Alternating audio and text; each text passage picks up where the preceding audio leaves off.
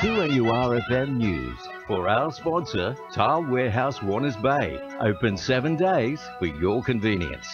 It's 2 o'clock. Good afternoon. I'm Thandi Shindoya with 2NURFM Hunter News. The state government is under fire for creating potential access gridlock at Newcastle's new soon-to-be-finished courthouse with the lack of parking and plans to cut the city's heavy rail line. Labour insists reduced public transport routes in the wake of the Boxing Day truncation will cost the $90 million Hunter Street facility. Newcastle MP Tim Owen says residents should be given the final word at the March polls. We're calling on the government to halt their truncation of the rail line, and let's put it to the people in the election in March. And if they vote for the Labor Party, then the government needs to reassess cutting the rail line into Newcastle. And if a Liberal candidate were to win, running on that platform of cutting the rail line, so be it, and we'd have to respect that decision. Hunter consumers are being warned to expect more blackouts and reduced safety following the Australian energy regulator's proposal to slash electricity network spending by up to 60%. It's claimed the draft determination would impose drastic cuts to available funding to electricity infrastructure during the next 5 years and could see as many as 800 Ausgrid jobs lost in the region. United Services Union Energy and Utilities Manager Scott McNamara says fewer employees means a reduced capacity to fix blackouts quickly. Look, the proposed slash is far beyond what is reasonable, legal and safe. The network operates at high capacity, and when you get extremely hot days, what will happen is it will fail. And by slashing the numbers of employees within this industry, you'll have rolling blackouts that will last for a lot longer. The Senate has passed a motion calling on the New South Wales government to reverse its decision to truncate Newcastle's heavy rail line. The motion calls on Premier Mike Baird to abandon the truncation and for the federal government to commit to investing in regional public transport.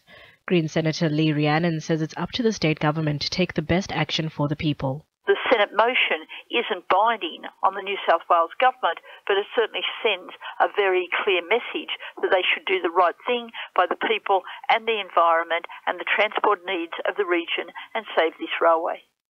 A joint operation by the Environment Protection Authority and Roads and Maritime Services carried out in the Hunter yesterday found most heavy vehicle drivers comply with restrictions on noise and load size. Most of the vehicles inspected were found to effectively manage the restrictions, while those who continue to ignore the warnings have been cautioned. EPA Hunter Manager Adam Gilligan says heavy vehicle drivers should remain aware of their obligations. The EPA reminds drivers of heavy vehicles to make sure that they're not only complying with environmental requirements but also meeting the general obligations to keep their vehicles safe to meet RMS obligations as well. The Gresford Community Group, the Raymond Terrace RSL sub-branch, and the Port Stephens Veterans and Citizens Aged Care have been announced as the 3 latest recipients for the Centenary Anzac Grants program. The grants of over $10,000 between the 3 will go towards their projects commemorating the service and sacrifice of Australians during the First World War, such as planting Memorial Lone Pine Trees and Gallipoli roses for each locally born person who served in the war. Patterson MP Bob Baldwin says the Centenary Anzac Grants program is a great initiative. Each and every electorate received an amount of up to $125,000 for investment in upgrading memorials, for establishing programs to celebrate the centenary of Anzac. And it's important that we do spend money to make sure that we reflect and respect on the contributions and sacrifices of those who paid the ultimate price. Nelson Bay may be unusually quiet bringing in the new year following the decision to can the midnight fireworks display. It follows previous decisions by Maitland, Newcastle and Lake Macquarie councils to do away with the traditional midnight celebrations for a more family focus. More than 5,000 people are expected to fill the Marina precinct for a 9 o'clock show. However, alcohol-free zones will be stretching across most beaches, parks and the foreshore. In finance, the All Ords is down 79 points at 53.02 and $1 Australian dollar is buying 85.08 US cents. Now at sport, Belinda de las Heras. Cricketers across the Hunter are preparing to commence matches with a minute's silence this weekend, encouraged to wear black armbands in remembrance of fallen Test batsman Philip Hughes. The Newcastle District Cricket Association had been considering whether to suspend Round 8 action, but have decided to push ahead following advice from Cricket New South Wales.